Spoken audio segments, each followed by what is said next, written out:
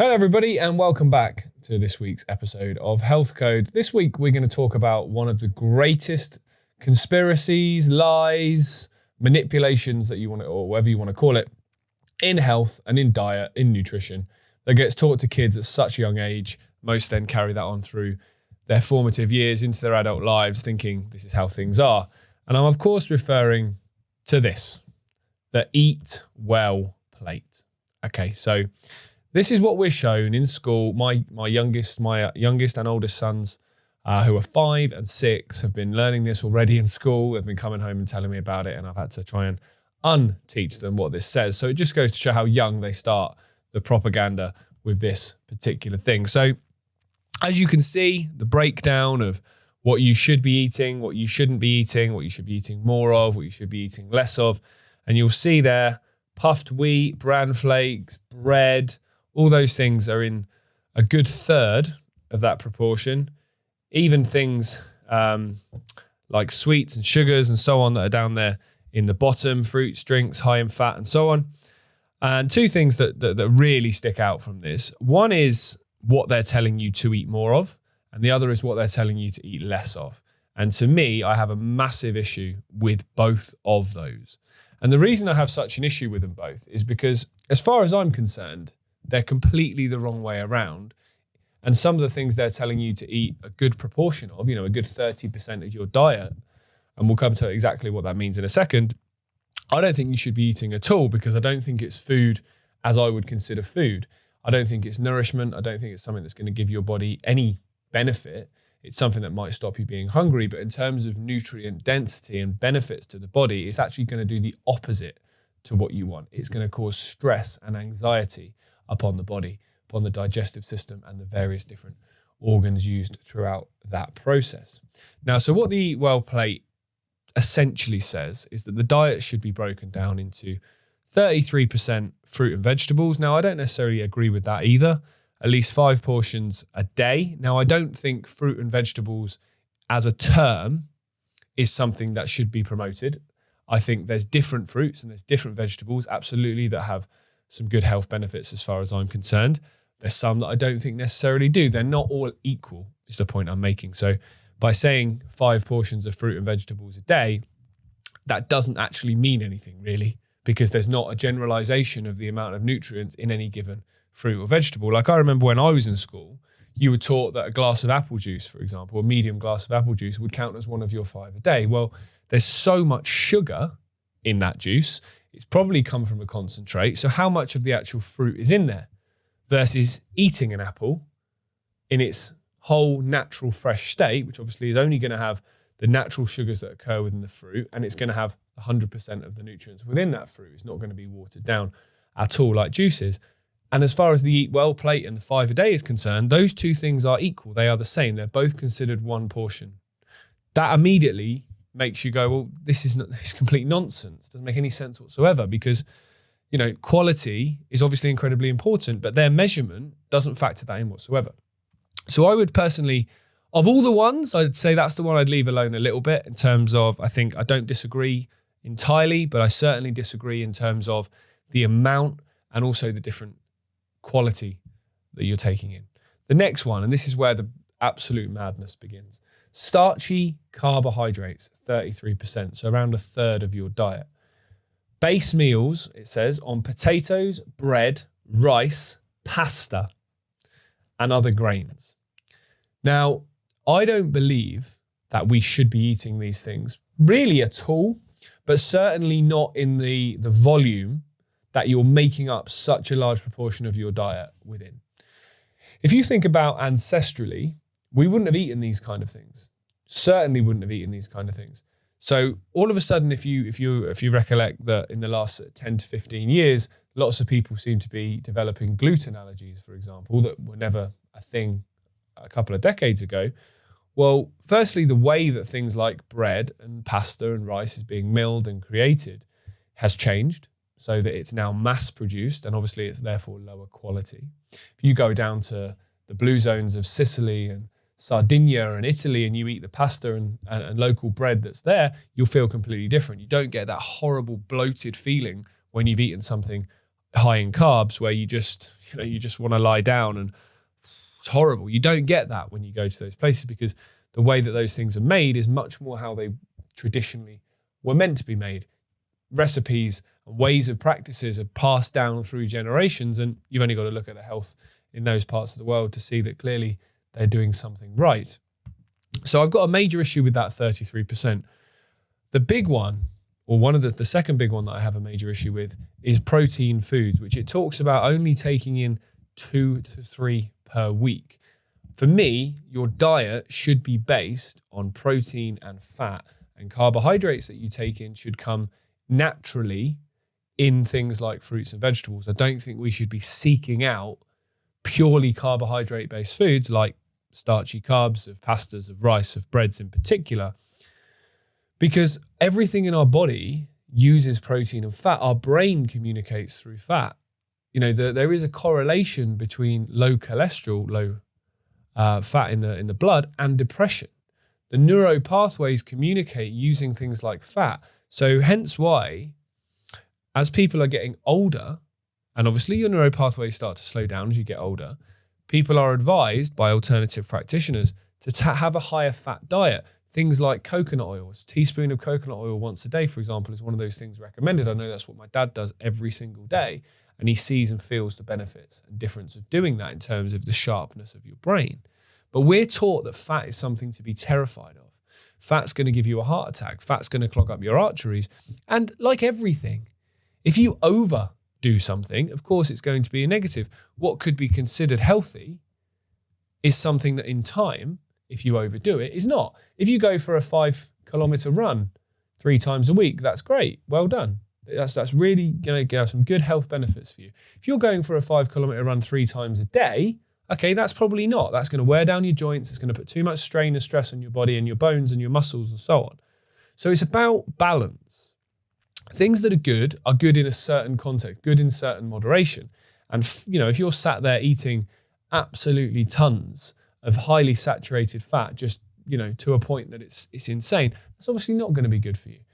But to a point, this stuff is amazing for you. So high protein, obviously all your muscles, all your bones, your brain all need protein to function correctly. And we live in a world now where protein, obviously, particularly animal proteins, is becoming more and more expensive. We've seen this push from your Bill Gates and others to try and push people towards a plant-based diet, push people towards eating bugs and grubs and things like that while they're dining out on steak dinners when they're at these COP20, COP21, all those so-called climate change events where they're using climate change as the excuse, and they're saying the impact farming has on climate change is an excuse to push people towards a plant-based diet and so on, which is obviously a complete fabrication. And you can see there is definitely an anti-meat agenda. And whenever there's something coming from the system, whatever it might be, it usually makes me go, okay, well, I want to do the exact opposite then of what it's telling me to do, because we know the system doesn't care. We know it's designed to create sick people, to create unhealthy people, customers for life for the pharmaceutical industry, and also weaker people that are less likely to fight back and resist because they're too busy dealing with their own health issues. So why would they all of a sudden promote a anti-meat agenda, but that be good for us? To me, it's one of the clearest and obvious ways to know whether something is good or not. If the system's promoting it, invariably, you want to do the opposite, because whatever it is, they're promoting is not for the benefit of us. And then the final one, which is also very, very important to talk about, is oils and spreads. Now, fats, essentially, the basis that you're going to use for your cooking, things if you're going to have bread, things you're going to spread on them and so on. Again, you want the most natural things possible. Butter, ghee, olive oil, coconut oil in their natural, purest forms. Whereas what these will tell you to take in is unsaturated spreads such as margarine, which is just 2 compounds different from plastic, and you're putting that into your body. They'll tell you to take in refined seed oils like rapeseed oil, like sunflower oil, canola oil, palm oils, and so on, which have so many negative impacts on the body. They cause so much stress and inflammation within the body. They can't get any nutrients out of them. They can't break them down. And you're just bit by bit going to cause more and more health issues, So essentially what this is promoting is a lot of processed foods, because all carbohydrates, invariably with the exception of potatoes, are in some way processed, particularly bread. Bread is a very highly processed food. Obviously, if you make your own, if you go to more holistic bakeries, okay, that's better. If you're buying it off the supermarket shelves, you look at the list of ingredients, there's tons and tons and tons. Really, bread needs 3 or 4. Doesn't need any more than that. And obviously, if they're pushing you towards seed oils, they're heavily, heavily processed. If they're pushing you towards these spreads, they're heavily, heavily processed. If they're pushing you towards other types of grains, whether that be breakfast cereals and things like that, again, they're highly, highly processed foods. For me, I don't really care whether you want to eat meat, whether you want to have a plant-based diet, whether you want to have a keto diet, a paleo diet, a carnivore diet, whatever it is. You want the highest quality, freshest ingredients possible, whatever your diet is. If you say, I'm going to be healthy, I'm going to be a vegetarian, but all you're eating is the highly processed packet stuff like corn and others, then that's a lot of highly processed foods. That's not natural foods at all. In the same way, if you're going to eat meat, but you're going to buy the lowest quality, cage raised, fed with God knows what, antibiotics, growth hormones, and so on type meat, that's not good for you either. For me, it's all about quality. Quality over quantity. I'd rather have smaller meals and eat less, but eat really good quality, because my body is going to take more nutrients from that, than stuff my face and get absolutely nothing from it. That for me is one of the reasons why we have such an eating crisis, because your body knows when it's full. When you eat a meal that is full of nutrients, your body knows I've had enough. I've got my nutrition. I've got what I need. When you're eating, a lot of people will notice this. When you're eating rubbish, a buffet is the best example, and I'm as bad as anyone. You're not getting anything really nutrient dense from that food, but you'll keep eating because your body isn't satiated. It hasn't had enough nutrients. It's still wanting more. Hence why most people could sit and eat a bowl of fruit or a bowl of something healthy, but they could sit and eat packet after packet after packet of crisps, of chocolate, of sweets, because your body is not getting what it needs, so it wants more and more and more. So what you'll find when you start to eat a better diet, a more balanced diet, start to eat more nutrient-dense foods, you'll actually eat considerably less just by reflex, just by a natural side effect of eating better quality foods. Ask anyone that does the carnivore diet, for example. They don't calorie count. They eat till they're hungry. They eat till they're full, I should say, and they eat when they're hungry. And I'm yet to see somebody who has been on the carnivore diet for, an extended period of time that walks around heavily obese. Now, I'm not promoting the carnivore diet, but I'm making the point that when you eat foods that your body actually needs and actually wants, you generally find you will eat less because your body has had enough. Your body's going, I'm good, I've got my fill, I'm happy. If I have a high protein breakfast, for example, like this morning, had some venison, had some eggs, some turkey bacon, I will happily not eat now till my dinner, and I won't feel hungry. I'll train at some point in the middle. Whereas if I have, some toast or some cereal or something like that, not that I do very often, but if I'm on holiday, for example, I might do something like that as a bit of a one-off. I'm hungry by 11 a.m. and I can tell the difference. And lots of people that you speak to that do similar sorts of diets to mine, they can all tell you the same kind of thing. When you eat food your body wants, you feel fuller. So, right, let's move on nice and simply here to explaining a bit more about what processed foods actually are. Because people hear that term processed food, but what does that actually mean? Essentially, in a nutshell, it's food that's been altered from its original state. So if you eat a piece of fruit, if you eat a vegetable, in theory, that should be in its natural state. Obviously, what those crops are sprayed with is another conversation. But in reality, that should be in its natural state. You compare that to something like bread. Bread has been highly processed with a number of different ingredients, a number of different processes to put that on your plate. So it's less natural. It's less as it would have been if no one had got involved. So if no human beings got involved, a banana, an apple, an orange would still be a banana, an apple, and an orange. Bread wouldn't exist. So it's a man-made substance. That's kind of the difference. Same with meats. If you go in and you eat a steak or you eat mince or you eat something that is just as it should be, if you like, that's a natural product. If you go in and you're eating, for example, sausages are generally quite a processed meat. So for me, you want to be eating food that is as close to its natural state as possible.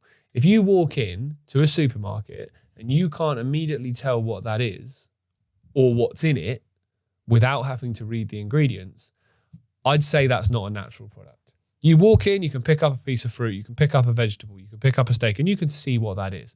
Like I say, you can take it one step further and you can look at the practices of that particular farm. What are they feeding their animals? What is being sprayed on the crops? Of course, that's very, very important. But as a first point, you can walk in and pick up something and know what it is. If it's in a packet, it's got more than 2 or 3 ingredients, I wouldn't touch it, because that to me would be a processed food. It would have things like preservatives in and additives in to keep it lasting for longer, because obviously it's all about money to these people. It's not about health. Now, the reason that this is an important point to make out is that the volume of processed food consumed in the Western world, in the less developed world, and even the more developed world, the more economically richer countries, has absolutely exploded in the last 25 to 30 years, almost doubled, to the point now that in America, around 60% of the average American's daily diet, daily consumption of food, comes from ultra highly processed foods. Europe, it's varied, but the UK is the highest in Europe, 57%. Now you can take that right down to countries like Italy and Romania, where it's only 10 to 15%, but the average is about 40% across mainland Europe and Great Britain. There's a number of factors for this. One is money. These cheap, highly processed foods are cheap. You buy breads, you buy pastas, you buy rice, you buy grains and so on, they're cheap. They also have a feeling that they make you feel full. Not for long, because they're not actually giving your body anything, but in the form of a meal, they make you feel full. So they plug that hole, they stop you being hungry. They're also used as the base for a lot of meals. They're used as the main block of a meal. Whereas for me, the main block of a meal should be whatever is going to give your body some nutrients. So that's a big factor. The other big one, which is why we're making this episode today, is education. People are taught that these kind of foods are actually good for you. These kind of foods are the ones that we need to make up as the base of our diet. They need to be the building blocks of our diet. Well, that's so far from reality, because you only have to look at the statistics on health, which we'll come to, which correlate with this massive increase in ultra highly processed foods. And you can see the detrimental effect that it is having on people's health. So the 3 main factors that are being blamed, justified, and so on for the reason of this rise in ultra processed foods: economic is obviously a big one. I've already mentioned that. Demographic shifts. So younger populations and individuals with higher education, more densely populated, tend to consume more highly processed foods. So that comes down to a completely other area of discussion, which I'm sure we'll get to in a future episode, which is we weren't designed to live in tower blocks on top of each other with no natural sunlight, with no garden, with no nature around us. We weren't designed to live like that. This urban living where you go to somewhere like Manhattan and you've got millions and millions of people all within essentially a stone's throw. I don't believe that's how we're naturally meant to live. I think that in itself is a very unhealthy practice. And also then it leads to further unhealthy practices like ultra-processed food consumption, which they've said there in black and white, correlate hand in hand. And then it talks about pandemic effects. So it talks about during the pandemic, people's consumption of these foods through 2020 to 2022 massively increased as well. And a lot of that will be scarcity of stuff. You know, it was more and more difficult in certain areas of the world to get hold of certain foods. People were too scared to leave their houses in certain cases. And as a result, more and more people took away highly processed foods and made up a bulk of their diet, takeaways and things like that, because it felt like people's only solace. Because obviously in a health crisis, you close the gym, but you leave McDonald's drive-thru open, don't you? So the key takeaways from this there's a rising tide of people eating ultra-processed foods. These have more than doubled since the 1990s, the consumption of this. The health correlation of chronic disease and obesity is that it has doubled in parallel with that over the last 30 years as well, with exceptions of certain countries. Italy, Romania, and Spain, as I mentioned, have strong food cultures where it's all about freshness. You know, you go to these markets in places like Sicily and Sardinia and Bologna, and you know, Bologna in northern Italy is probably my favorite city in the world, to be fair. It's absolutely beautiful, and it's, you know, you go there and you feel like you're in a time warp, but in a good way. You walk down the market square and you've got all these beautiful food stalls with fresh, absolutely everything, and you see these Italian families going and getting all this food to then go and cook fresh as a family. And it's not ridiculously expensive either, because it's sourced locally, it's grown locally, it's part of a culture. And I think that's another area to discuss as well, that whole idea of cooking as a family, being a family. How many people actually now, on any given day, actually sit and have a meal with their partner or sit and have a meal with their kids? It's generally home from school, something in the oven, here you go, in front of the telly, you might get 5 minutes, because everyone's lives are so fast. People that are working different shift patterns are ships in the night. There's not that family element to it. Yeah, in places like Italy, places like Spain, there's still that social and family element to meal times. You look at tribes in the Amazon, in Africa, in Australia and so on. Meal times are a collective group gathering. And for me, that's a huge environment as well, and a huge impact on whatever it is that you're eating. If you're sat eating a processed meal, sat in front of the telly, consuming processed garbage television, how's that going to be good for your health? Versus being being social with the people that you care about and the people that care about you. Of course that's going to have an impact. If everything is energy, right? If everything is energetic and the impact of different energies upon different energies create a certain environment, of course those sorts of things are going to have an impact. And it just so happens that places like the Blue Zones in Sardinia, where it's not uncommon at all for people to live into their hundreds, just happen to have much better health rates. Do they have a crazy gym culture? No. Do they like a glass of red wine? Yeah. But what do? They eat fresh, high quality ingredients. They walk, they exercise. Meals are family occasions.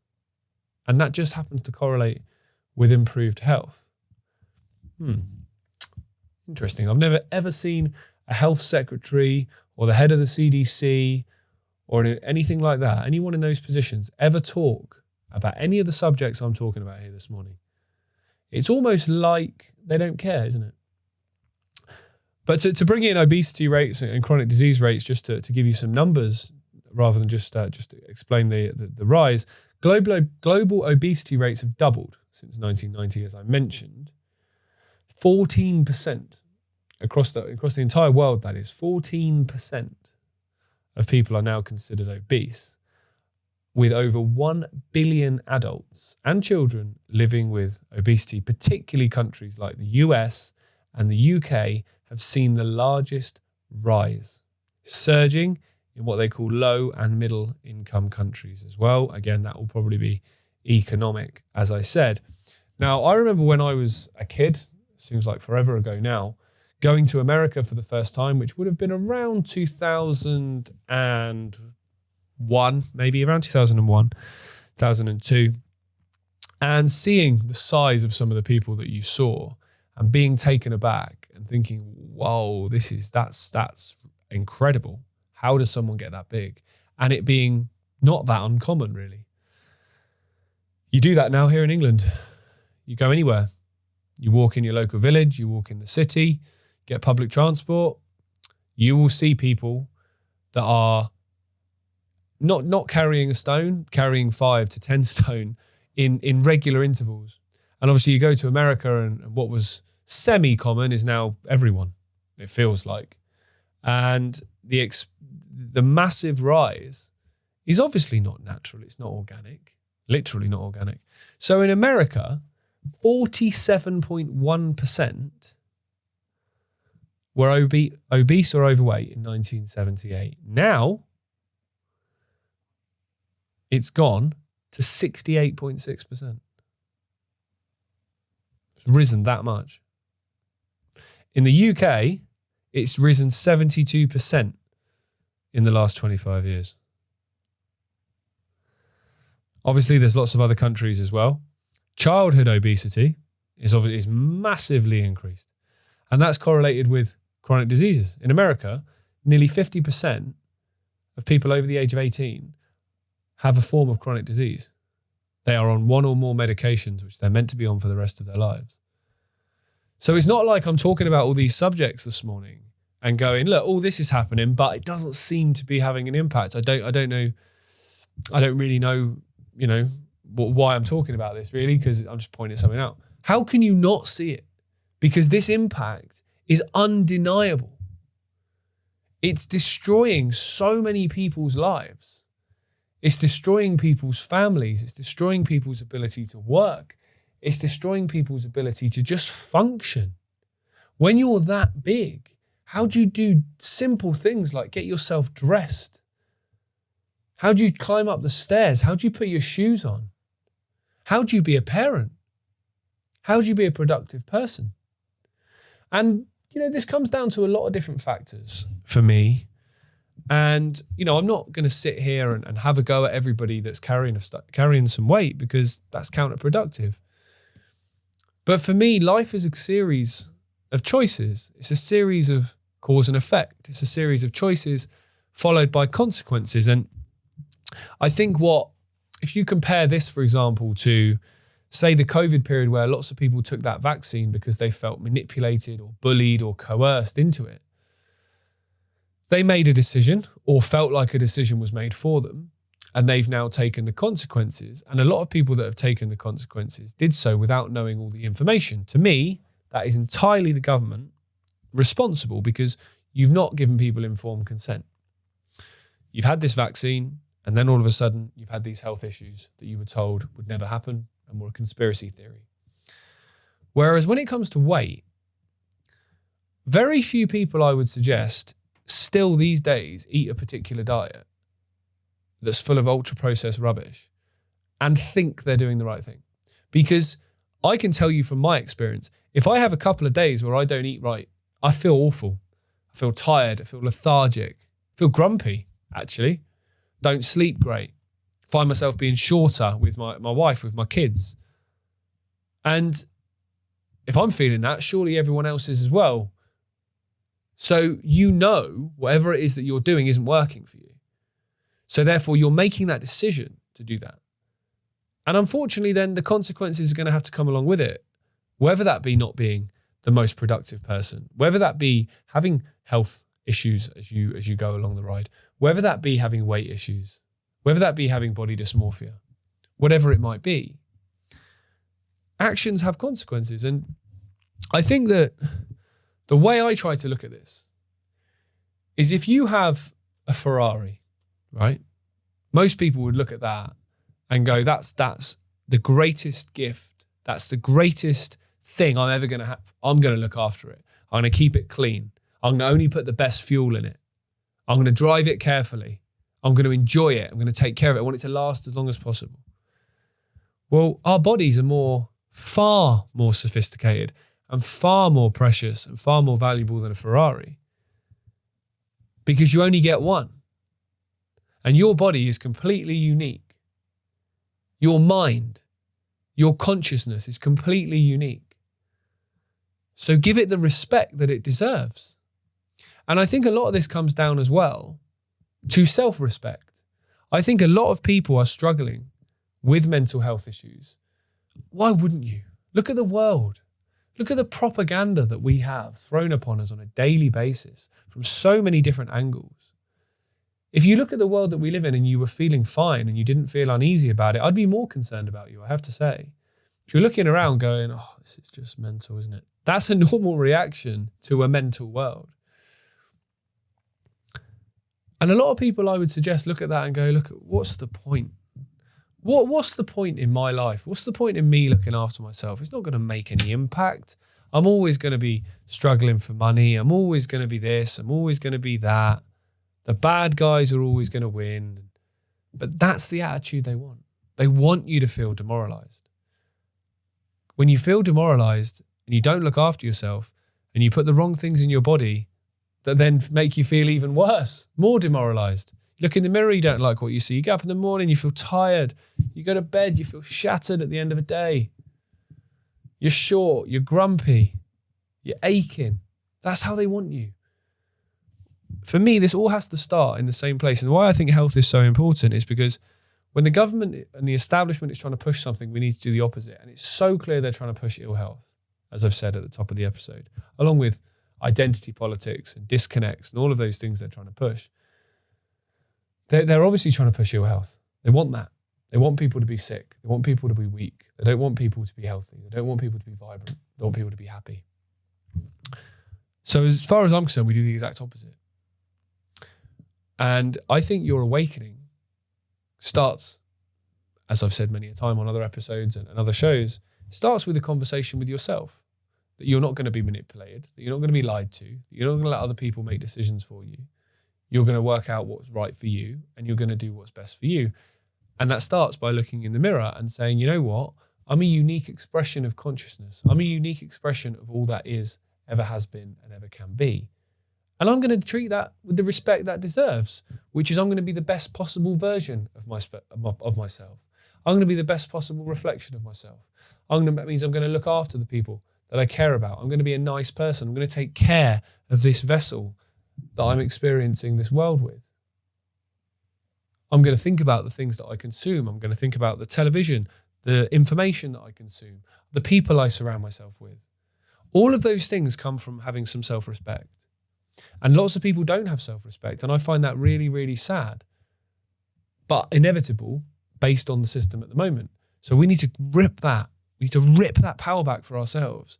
Because once you look in the mirror and go, you know what, I'm worth something.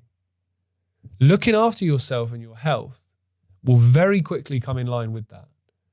Because you want to give yourself the best opportunity to be successful, whatever success may look like to you. And having a really fit, strong, healthy body and mind and connection with consciousness and connection with yourself and the people around you is the best way to start any kind of journey to becoming the best version of yourself. So in short, to finish up, the Eat Well plate, flip on its head, remove about 3 things from it, as we've discussed, and in my opinion, focus your diet around highly nutrient-dense, fresh, high-quality foods and see how your body reacts. You'll tweak it, you'll try different things, your body might not like that, it might feel better after this.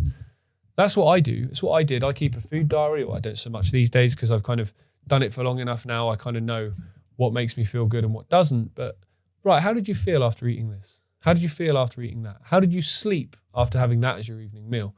Did you go for a workout? How did your workout feel after having that first? How did your muscles recover after eating that? You don't have to do that for very long and you'll start to notice a few things that you want to eat less of and that you want to eat more of. And it's really as simple and as black and white as that. It's very, nutrition is simple. They try and overcomplicate it. They try and bamboozle you. But fundamentally, it's really simple. Eat more of what makes your body feel good and eat less of what doesn't make it feel good. And get a bit more in tune with your body and listen to how it responds to certain things. It really is as simple as that. Could have done that in 5 minutes, couldn't I? Well, about 30 seconds. Instead, I've waffled on for half an hour. But hopefully you've taken something away from tonight's episode, and I'll be back with you again next week. Looking forward to chatting to you more as these episodes come along. So take care, everybody, and good health.